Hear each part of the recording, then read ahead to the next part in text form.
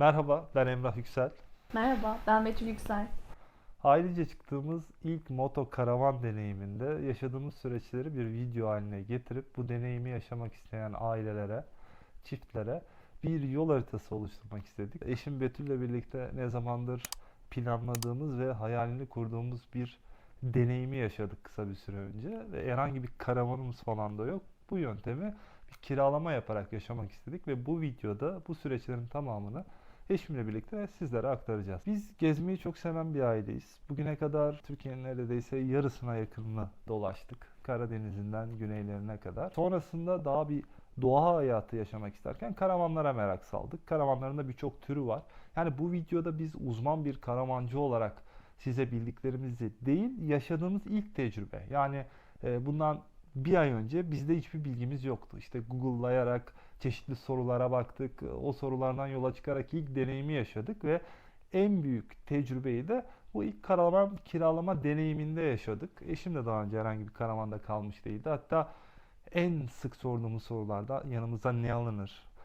O kadar büyük eşyalarla karavana gidilir mi? Nerede kalırız gibi tüm soruların cevabını bu videoda sizler için derledik. Eşimle birlikte kafanızdaki tüm soruları silmek adına bu videoda bizle birlikte sonuna kadar izlerseniz siz de bu deneyimi yaşamak için önceden bir eğitim niteliğinde bir video izlemiş olacaksınız. İlk ve en önemli sorunumuzla başlayalım.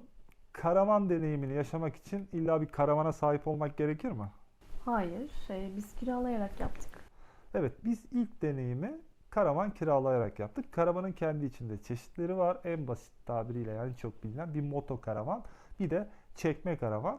Biz moto karavanı kiraladık. Yani minibüs tarzında içinde yatağı, mutfağı olan, oturma alanı olan bir moto karavan kiraladık. Peki bu karavanı nereden kiralayabilirim diye sorduğunuzda bizim de aklımızda bu soru vardı. En büyük danışanımız bizimle Google. Google'da arayarak karavanların konseptlerine bakarak profesyonel firmalar var. Çeşitli aynı araç kiralama mantığında bir konsept. Oradan iletişime geçerek bu karavan kiralamasını yapabiliyorsunuz. Bir diğer sorumuza geldiğimizde bir karavan tatili planladığınızda bu kış olur, yaz olur. En az kaç gün kiralama yapıyor firmalar? En az 3 gün. Evet, en az 3 gün kiralama yapıyor firmalar. İstisnai durumlar var ama genel totale baktığınızda, rezerve etmeye çalıştığınızda eşimin de dediği gibi minimum 3 gün üzerinden planlamanızı yapmanız gerekiyor ki şunu da belirtmek lazım. Ee, Kamp alanları ile ilgili detaylı bilgiye geleceğiz. Çoğu kamp alanı da misafirleri rahatsız etmemek için cuma giriş, pazar çıkış olarak aldıkları için firmalar da bunu 3 gün konseptiyle kiralıyorlar. Şimdi karavan kiralanacak durumlarda ailelerin en çok düştüğü, bizim de düştüğümüz en büyük sorulardan biri acaba bu moto karavanı ben kullanabilir miyim? Ehliyet tipi nedir? Karavanı sen kullanabiliyor muydun? Evet, B tipi ehliyeti olanlar kullanabiliyor. B sınıfı ehliyetle birlikte karavan çok rahat kullanılabiliyor. Bu minivan panelvan mantığında geçiyor şeyde. Yani B tipi ehliyetiniz varsa karavanı rahatlıkla kullanabiliyorsunuz ve trafikte herhangi bir sıkıntıyla karşılaşmıyorsunuz. Çünkü moto karavan herhangi o çekme karavanlar gibi belgelere de ihtiyacınız olmuyor. Evet, günümüz şartlarında biliyorsunuz mali enflasyon, fiyatlar uç noktaya kadar geldi. Peki bu deneyimi yaşamak için 3 günlük bir kiralama bedeli ne kadar oluyor karavanlarda? Bu firmadan firmaya değişiyor. Ama ortalama söyleyecek olursak ortalama 1000 TL civarında günlük bazda kiralama yapabiliyorsunuz. Yani 3 gün 3000 lira gibi kiralama imkanınız var. Şeyi sorayım yani konsepti düşündüğünde 3000 lira gibi bir rakamdan bahsediyoruz 3 gün için. Bir otele mi gitmeyi tercih ederdin yoksa karavan hayatı nasıl geldi sana? Sen de onu cevapla. Ben karavanı tercih ederdim. Neden? Çünkü otelde yani bir gün, 2 gün tamam ama üçüncü günü sıkılıyorsun. O yüzden biraz da gezmeyi sevdiğimiz için ben karavanı tercih ederdim. Yani diyorsun farklı ıssız alanlarda kalırsam Evet, 3 gün farklı yerde bir gün aynı yerde kalmak yerine 3 gün farklı aynen öyle. yerde Evet, giriş çıkış check-in işlemleri de yok. Direkt doğaya kesinlikle. e, konumlanabiliyorsunuz. Bu sorunun cevabını da ayrıca vereceğiz. Issız alanda mı kalmalı yoksa kamp alanında mı? O soru da geliyor birazdan. Karavan büyük bir taşıt. Motokaravandan bahsediyoruz. Sadece kiralama ücretiyle bitmiyor. Bir de yakıtını da koymanız gerekiyor. Genelde firmalar araç kiralama mantığında olduğu gibi depoyu dolu teslim edip depoyu dolu alıyorlar sizden. Yani ilk çıktığınızda siz kontağı çevirip çıkabiliyorsunuz. Herhangi bir benzinler falan uğramadık. Depo doluydu. Fakat teslim ederken en yakın benzinlikten doldurup getirip teslim ediyorsunuz. Bu araç tiplerinde, motokaravan tiplerinde bizim kullandığımız araçlar ortalama 11-12 litre yakıt harcıyorlar.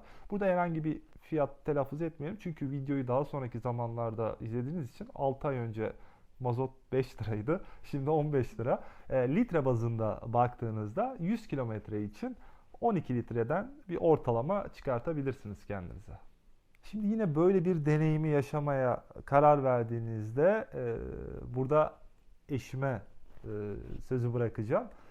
Karavanla giderken nelere ihtiyaç duyduk? Yani karavanın içinde tekstil ve mutfak eşyası olarak biz evden neler getirdik? Bu deneyimi yaşamak isteyenler gittiğinde nelere dikkat etmeli? Evet. Öncelikle hijyen açısından evden çarşaf, battaniye, yorgan gibi şeyler getirdik. Mutfak eşyası olarak da tava, tencere, işte tabak, çatal, kaşık, bıçak falan gibi. E, Pikniğe gider gibi yani. aynen onları götürdük. Peki biz bunları getirmeseydik bir opsiyonel olarak sunuluyor bize karavanda. Yani mutfak eşyası, Tabii. tekstil eşyası istersen karavandakini kullanıyorsun ama biz Evet. ne yaptık? Biz hijyen açısından evden getirmeyi tercih ettik ama tabii getirmeye de bilirsiniz. Karavanda da bunlar mevcut. Evet, günümüz şartlarında yaşadığımız pandemi koşullarından dolayı biz hijyen açısından kendi kamp malzemelerimiz de var. Yemek yapımında kullandığımız. Onları getirdik. Bir de battaniye, yorgan gibi gecenin soğuk olacağını planlayarak onları da yanımızda getirmiş olduk. Şimdi doğal olarak biz kış kampı yaptık. Yani biz karavanda, asıl soru şu, karavanda ısıtma nasıl sağlanıyor? Biz üşüdük mü karavanda? Üşümedik. Yani kısa kolluyla dursak bile dururduk. Aynen. Ama biz bir talihsizlik yaşadık. Şimdi karavanlarda ısıtma sistemi Webasto denen bir cihaz var.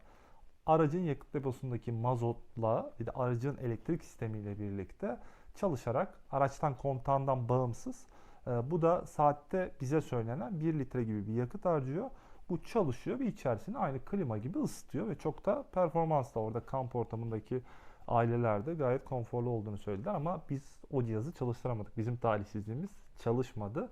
Ee, Aksi durumda ne oldu? Biz kamp alanındaydık. Kamp alanındaki elektrik şebekesinden araçta bulunan elektrikli ısıtıcı sayesinde yine aynı o 22-23 derece sıcaklığa ulaştık ve teyit de ediyorum, üşümedik ki yanımızda oğlumuz da vardı. Kısa kollu duracak dereceye kadar alternatif olarak ısıtmayı sağladık. Yani karavanda üşüme şansınız yok. İçerisi ev ortamındaki kombi gibi gayet sıcak oluyor.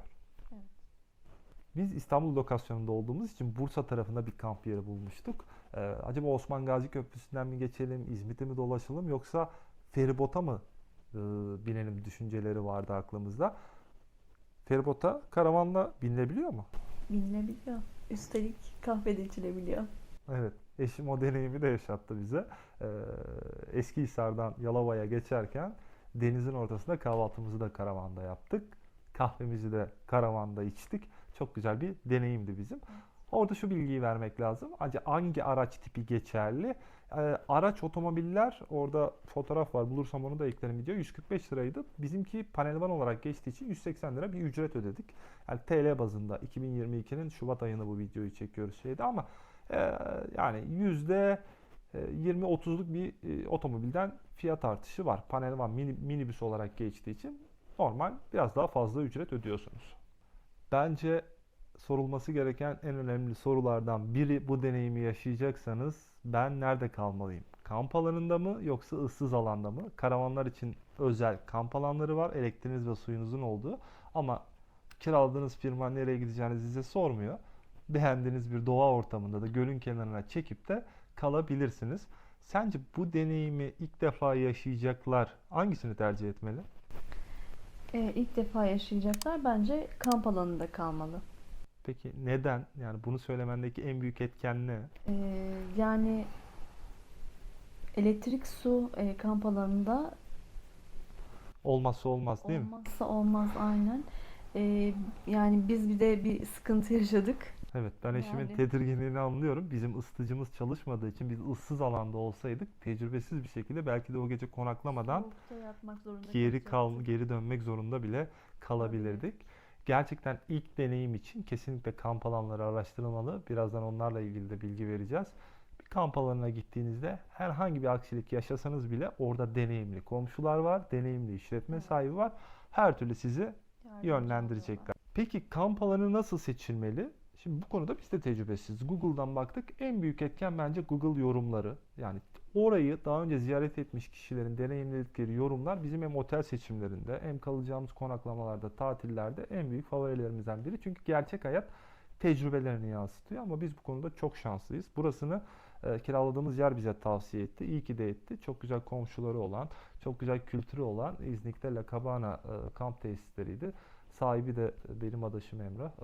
Ona da selam olsun buradan. Gerçekten ilk deneyimi bize çok güzel yaşattılar.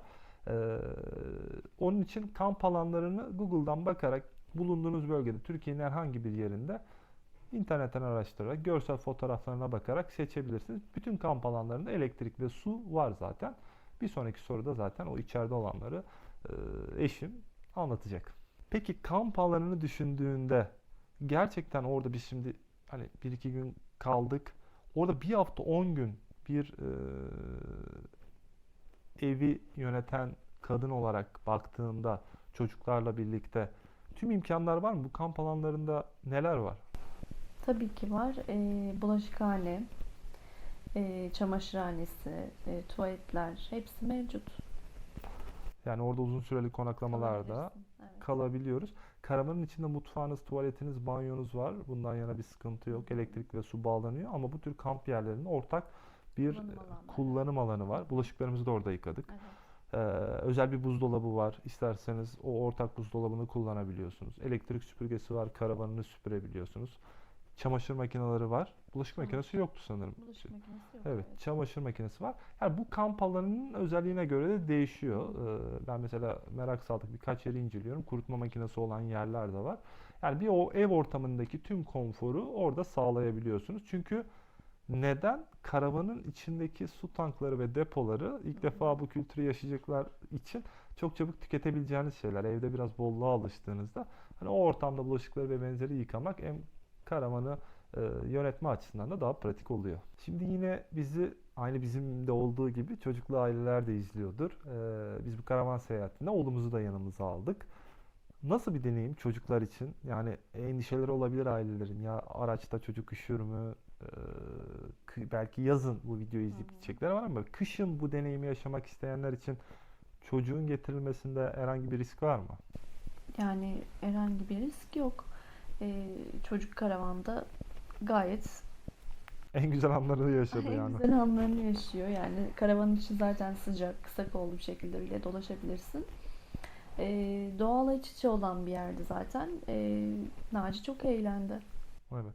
Gölün kenarında dediğimiz gibi yani oğlumuz dışarıda, karavanın dışında Evet. durdu ama gece çoğunlukla içeride durduğu için herhangi bir sıkıntı olmuyor.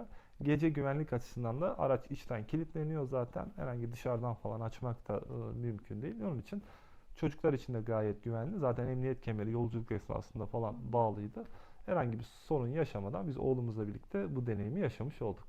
Bu deneyimi yaşamak için karavanı kiraladığınızda yine doğa ortamında, kamp alanında da olsanız doğa ortamında kalacaksınız. 3 gün boyunca orada ne yer ne içerim diye düşündüğünüzde karavanın içine genelde barbekü, mangal dediğimiz şeyler dahil. Masa ve sandalyeler de dahil ama bunu opsiyonel olarak sunan yerler de var. Bunu sormanız gerekiyor.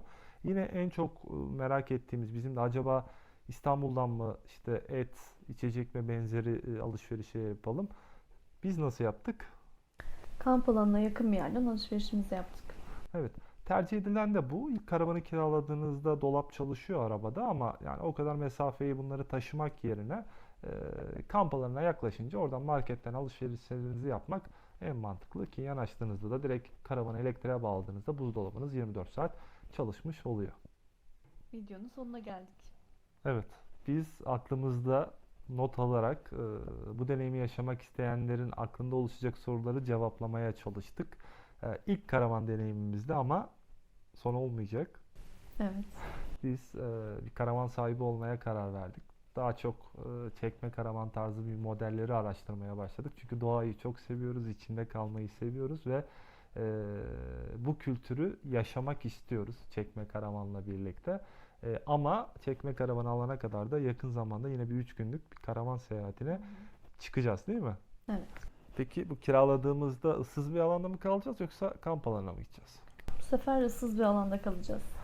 Evet, bunu tecrübe etmek istiyoruz. Bir gün ıssız bir alanda kalıp daha sonra yine kamp alanına gideceğiz. Çünkü 3 gün kiralayacağız. Bir geceyi şöyle bir kamp alanından uzakta elektriğin suyun olmadığı bir doğanın içinde bir yerde bir kış kampı yaparak kalmayı planlıyoruz.